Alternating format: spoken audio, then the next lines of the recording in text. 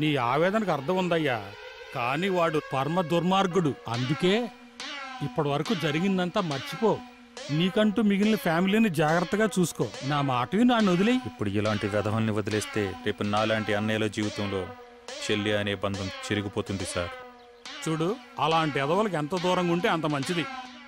అంటే వాడిని సపోర్ట్ చేస్తున్నానని మీరు డైరెక్ట్గా చెప్తున్నారా?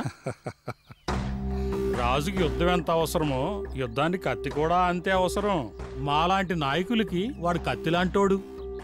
అలాంటి కత్తుల్ని కాపాడుకోవాలయ్యా, తప్పదు మరి. బుచ్చయ్యా, వస్తున్నాను sir. Sir, Durga arrest warrant ready అయిందా? ఇంకా లేదు సార్.